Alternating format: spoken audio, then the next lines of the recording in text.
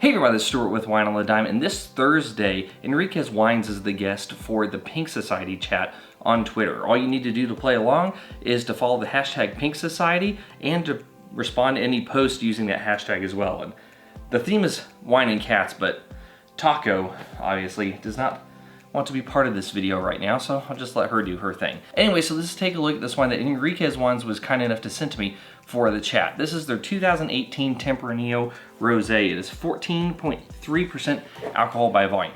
So, as I mentioned, the theme is wine and cats. So if you're a fan of cats, if you're a fan of wine, if you're a fan of understanding how wineries can use cats as part of the winemaking and pest control process in the vineyard, then it might be an interesting thing to tune in for. You might learn a little something. Anyway, so let's get to the color of this wine. All right, so from a color standpoint, this wine is a, well, the funny thing is it's about the same color as my other cat's name. So you met Taco, we have another cat named Salmon. So I'm gonna give this a, it is a pale to almost medium salmon, almost borderlining orange. No artifacts, no cloudiness. All right, so on the nose, I'm getting red cherry, I'm getting a touch of raspberry. There's a little bit, just a touch of bubblegum, a little bit of a watermelon. There's also some definitive peach notes in there, but I'm having a hard time. Nah, it's a peach juice. It's like the pulp. And there's also a floral element to it. And at first I was thinking it was peach blossom, but I was getting it at the same time as I was getting the peach pulp. I'm thinking it's probably closer to something like an orange blossom. There's also a little bit of like dried lime peel. Yeah, but I mean, I'm not really getting any secondary out of it though. With all that being said, how does it taste? Medium acid, woo! That fruit, especially that cherry, that raspberry, going into the mid palate, that's where the peach shows up. Going into the finish, that's where the lime shows up. It has a medium to almost medium high acid, medium body, low alcohol, but it is 14.3%, which is funny because you don't taste the alcohol at all on this wine when you drink it. Medium finish. Forgot to say this earlier, nose is medium. So the palate does this thing where it kind of like weaves in and out, which is kind of cool because it gives you different sensations as you're tasting the wine and different things pop up at different times. It makes it a little bit tricky in order to get the palate intensity. I would say overall it's probably about a medium plus.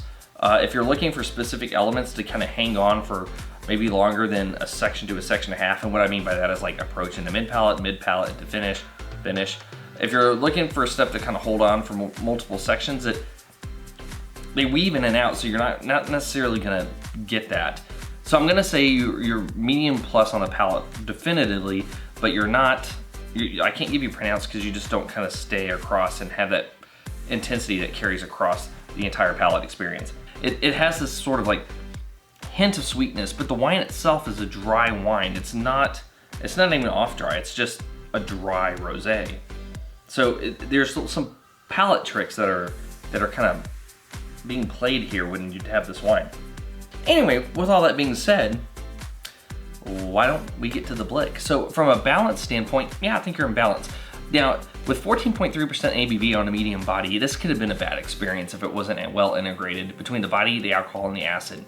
Luckily, everything plays out. I do like the fact that the acid doesn't overshadow the intensity, and I do like the fact that everything just matches really well. It's well balanced, full point. In terms of length, I get a medium finish on this, half a point.